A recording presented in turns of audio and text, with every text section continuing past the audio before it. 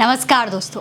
भारत में लोकसभा चुनाव के परिणाम अब आ चुके हैं। 6 हफ्ते तक चले चुनाव के बाद जो परिणाम आए हैं उन्होंने सभी को हैरान कर दिया है, क्योंकि जो भारतीय जनता पार्टी 2019 में अकेले पूर्ण बहुमत पा रही थी वो इस बार बहुत पीछे रह गई है।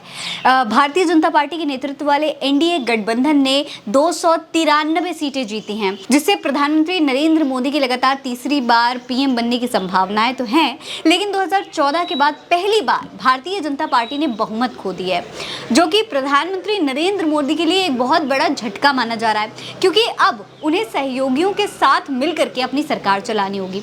सबसे बड़ी बात दोस्तों यहाँ पर यह है कि मोदी अयोध्या हार गए हैं, जहां उन्होंने राम मंदिर बनवाया, जल्दी चुनाव से पहले प्राण प्रतिष्ठा भी करवा दी, और तो और उन्होंने वाराणसी सीट पर सिर्फ 1.5 लाख वोटों से जीत हासिल की। वहीं अगर राहुल गांधी की बात करें तो चाहे रायबरेली हो चाहे वायनाड, दोनों जगह 4 लाख वोट वो जीते हैं। यानी कि कुल मिलाकर ये चुनाव काफी दिलचस्प रहे और अब विदेशों में भी इसकी चर्चा हो रही है।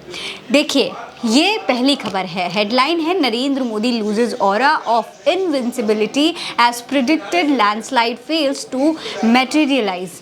यानी कि ये द गार्डियन की खबर है और उसमें बताने की कोशिश की जा रही है कि भाजपा के दावे गलत साबित हुए हैं। जो 400 पार के दावे किए जा रहे थे वो पूरी तरीके से गलत साबित हुए हैं। खबर में क्या लिखा है, हिंदी अनुवाद हम आपको बता रहे हैं। देखिए, ब्रिटिश अखबार द गार्डियन की वेबसाइट के मुताबिक भारत के प्रधानमंत्री नरेंद्र मोदी अपने नेतृत्व में हो रहे इस तीसरे चुनाव में जबरदस्त जीत के दावे कर रहे थे, लेकिन इन रुझानों से पता चलता है कि उन्होंने वो शानदार जीत हासिल नहीं की है जिसकी कई लोगों ने भविष्यवाणी की थी। इसके अलावा न्यूयॉर्क टाइम्स की ये रिपोर्ट देखिए, हेडलाइन दी गई है, Modi claims third term in India but his party suffers loses. अब इस हेडलाइन का मतलब क्या होता है दोस्तों? वो ये है कि मोदी ने भारत में तीसरे कार्यकाल का दावा किया, लेकिन उनकी पार्टी को नुकसान झेलना पड़ा।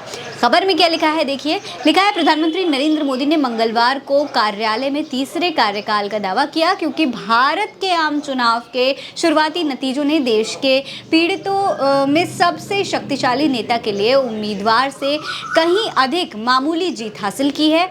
खबर में ही आगे लिखा हुआ है कि अचानक नरेंद्र मोदी के चारों ओर अजेयता का आभा मंडल टूट गया है। भारतीय चुनाव में जिसमें उनकी पार्टी के नारे थे, भारी जीत का दावा किया था और श्री मोदी के बार बार खुद को भगवान द्वारा भेजे गया वाला बयान देने के बाद मंगलवार को घोषित परिणाम अप्रत्याशित रूप से बहुत ही गंभीर हैं। यानी कि यहाँ पर प्रधानमंत्री नरेंद्र मोदी जो खुद के भगवान होने का दावा कर रहे थे उसका भी जिक्र किया गया है। इसके अलावा CNN ने भी एक खबर लिखी है जिसमें बताया गया है कि कैंपेन में इस्लामिक विरोधी भाषा का जो इस्तेमाल किया गया वो यहाँ पर भाजपा के लिए नुकसानदायक साबित हुआ है। हेडलाइन दी है, India's election campaign turns negative as Modi and ruling party embraces Islamophobic rhetorics.